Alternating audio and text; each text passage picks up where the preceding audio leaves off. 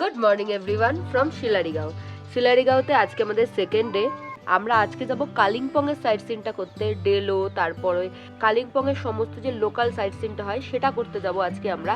তো এখন ব্রেকফাস্টের ওয়েট করছি আর কি, চাটা খেয়ে ব্রেকফাস্ট করে তারপর বেরোবো। হ্যালো, কি কিউট দেখুন। হ্যালো, সেই আগে আমার চশমাটা নিয়েছে।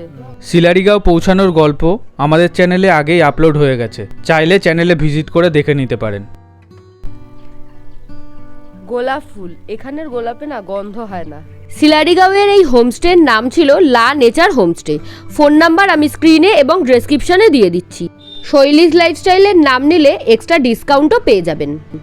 ব্রেকফাস্টে গরম গরম লুচি আর তরকারি রয়েছে, আর এখানে কিন্তু সবটাই সেলফ সার্ভিস, খাবার দিয়ে যাবে, আপনাকে সার্ভ করে নিতে হবে। তো আমি এখন লুচি নিই।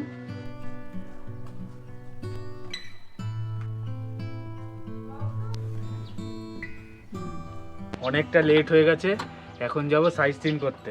শৈলী দেখুন না, দৌড় মারছে রীতিমতো।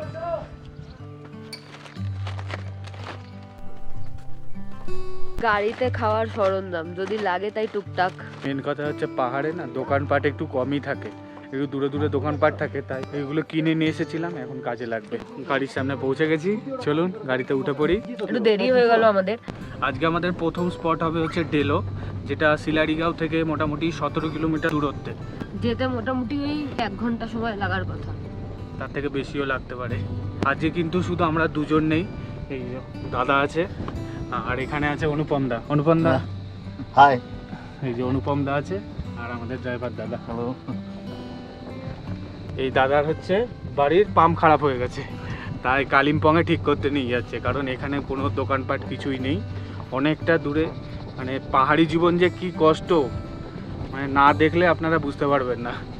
লা নেচার হোমস্টেতে থাকা খাওয়া নিয়ে পার ডে পার হেড 1200 টাকা করে খরচা পড়েছিল আমাদের। সিজন অনুযায়ী ভাড়া বাড়ে ও কমে।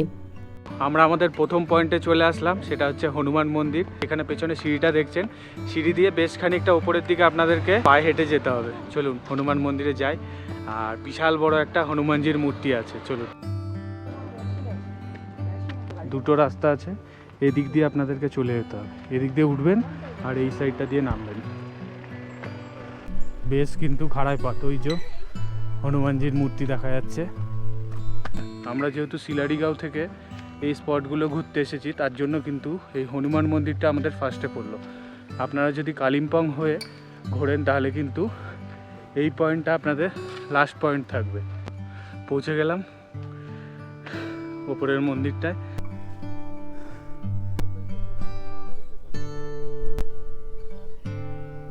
নিচ থেকে একটু কষ্ট করে ওপরে উঠলে কিন্তু দারুণ সুন্দর ভিউ দেখতে পাবেন। যদি নিচ থেকে ওপরে উঠতে কষ্ট হয়, যাই শ্রীরাম বলে ওপরে উঠে যাবেন। চলুন এখন নিচের দিকে নামি, হনুমানজির দর্শন হয়ে গেছে। সামনে যাচ্ছে এখন দুর্গা মন্দির দেখতে, একদমই সামনাসামনি দুটো স্পট, গাড়ি একই জায়গায় দাঁড়ায়, সেখান থেকে আপনাদের হেঁটে দেখে নিতে হবে। দেখ কত সুন্দর সুন্দর ফুল, এই বসন্তকালে পাহাড়ে আসলে। এই যে ফানেল ধুতরা, হ্যাঁ পিছনে এ পাশে কত সুন্দর সুন্দর ফুল রয়েছে, আর এই যে হচ্ছে মন্দিরটা।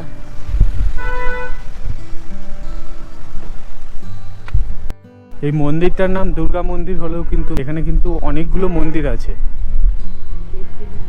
পাহাড় তো এমনিতেই শান্ত হয়, তবে মন্দিরে আরো বেশি শান্ত পরিবেশ, ভীষণ ভালো লাগছিল। এই মন্দিরের পেছন থেকে দারুণ সুন্দর সিনিক বিউটি পাওয়া যাচ্ছিল।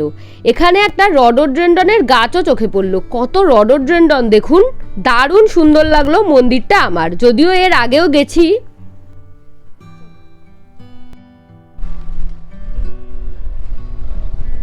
তো হনুমান মন্দির আর দুর্গা মন্দির দেখে আমরা যাচ্ছি এখন ডেলো পাহাড়ের দিকে।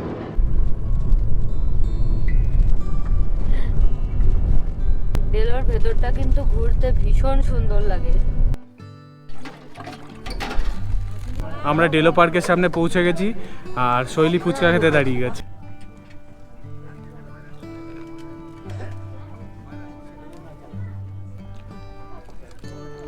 বেশ ভালো খেতে। এটা হচ্ছে ডেলোর এন্ট্রি গেট, আর ঠিক তার পাশেই এই জায়গাটায় দেখুন এখানে একটা অ্যাডভেঞ্চার স্পোর্টস দেখতে পাচ্ছি, আর এখানে একটা ফুড ট্রাক দেখতে পাচ্ছি। এটা আমি এর আগে কখনো দেখিনি, এইবারেই প্রথম দেখলাম। মানে এখানে খাওয়া দাওয়াও করতে পারবেন। আচ্ছা, এখানে কিন্তু বাচ্চাদের চড়ার জন্য এই গাড়িগুলোও রয়েছে, যাদের বাড়ির ছোট্ট সদস্যদের নিয়ে আসবেন তাদেরও কোনো অসুবিধা হবে না। দারুণ সুন্দর কালিম্পং শহরটা, আপনারা ঘুরে দেখতে পারেন। প্রচুর জায়গা রয়েছে ঘুরে দেখার জন্য, তবে আমার সবচেয়ে প্রিয় যে জায়গাটা সেটা হলো ডেলো পার্ক। এখানে এন্ট্রি ফি নেয় 20 রুপিস করে। আর এখন যেহেতু বসন্তকাল, পুরো ডেলোর চারিপাশে কি যে সুন্দর ফুল ফুটেছে, আর কি যে সুন্দর সুন্দর রং, তার কি বলবো। মানে পাহাড় জানান দিচ্ছে যে বসন্ত জাগ্রত দ্বারে। ভীষণ সুন্দর লাগছে, আমার তো খুব খুব খুব ভালো লাগছে। আর এই মিষ্টি রোদ গায়ে মেখে ঠান্ডা ঠান্ডা ওয়েদারে এই ডেলো পার্কে বসে থাকার মজাটাই আলাদা। আপনাদের আর কার কার এই ডেলো ভালো লাগে, মানে ডেলোতে আসলে ঘুরতে ভালো লাগে, সেটা আমাকে জানাতে ভুলবেন না। আর এখান থেকে প্যারাগ্লাইডিং হচ্ছে, ভীষণ সুন্দর লাগছে। আচ্ছা, সিলারিগাঁওতে আমরা যে হোমস্টেতে রয়েছি, হোমস্টের নাম হচ্ছে লা নেচার। হোমস্টের ফোন নাম্বার আমি স্ক্রিনে এবং ডেসক্রিপশানে দিয়ে দিচ্ছি। আপনারা যদি কেউ সিলারিগাঁও বা সিল্ক রুট প্ল্যান করেন তাহলে ওনাদের সাথে যোগাযোগ করতে পারেন। ওনারা কিন্তু সিল্ক রুটের ট্যুর প্ল্যানটাও করে দেয়। আর সিলারিগাঁওতে ইন্ডিভিজুয়ালি যদি থাকতে চান, মানে শুধু সিলারিগাঁও ঘুরবেন, সেটাও আপনারা করতে পারেন ওনাদের এই হোমস্টেতে থেকে। কি দারুণ লাগছে দেখুন চারিপাশটা। সামনে প্যারাগ্লাইডিং হচ্ছে, দেখুন ওই দেখুন।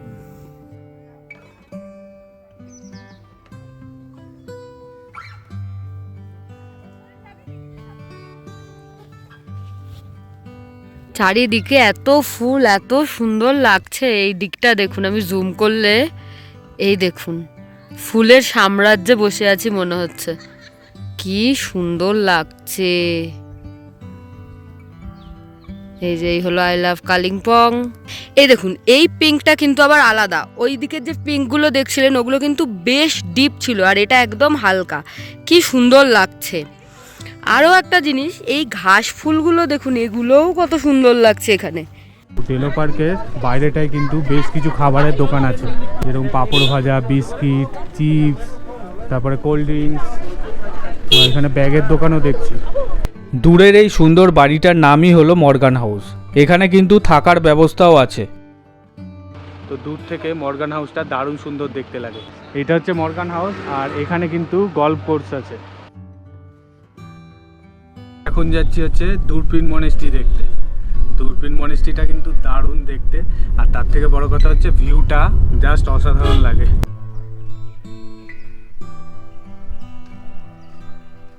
এখন আমি দাঁড়িয়ে আছি দূরবীন মনাস্ট্রির সামনে। কালিম্পংয়ের অন্য সমস্ত সাইট সিনের মধ্যে এটা কিন্তু অন্যতম। এই জায়গাটা মিস করবেন না, দারুণ সুন্দর এই মনাস্ট্রিটা, এবং এর ভেতর থেকে ভিউটাও দারুণ সুন্দর পাওয়া যায়, আর বাইরে থেকেও দারুণ সুন্দর ভিউ পাওয়া যায় যদি ওয়েদার ক্লিয়ার থাকে। চলুন ভেতরে যাওয়া যাক।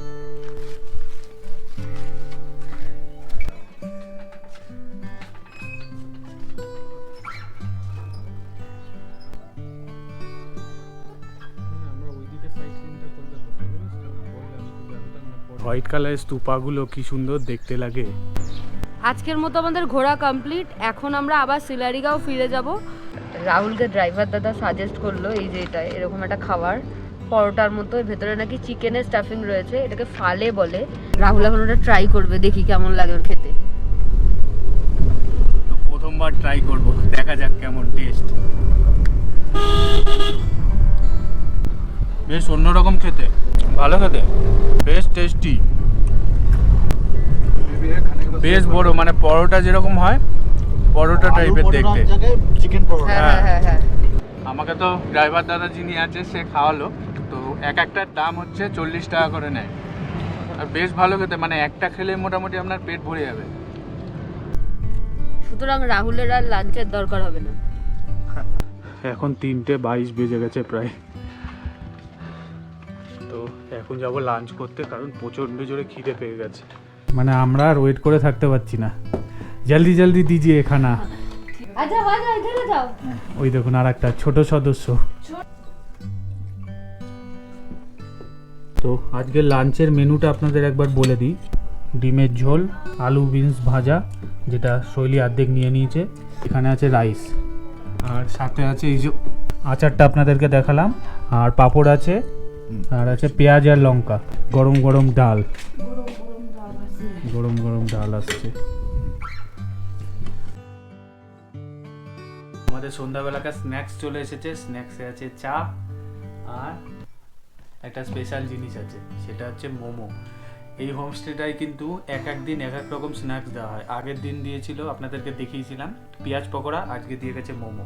ভিডিওটা এখানেই শেষ করছি। ভালো লাগলে please do like, share and subscribe beyond with us. Thank you for watching.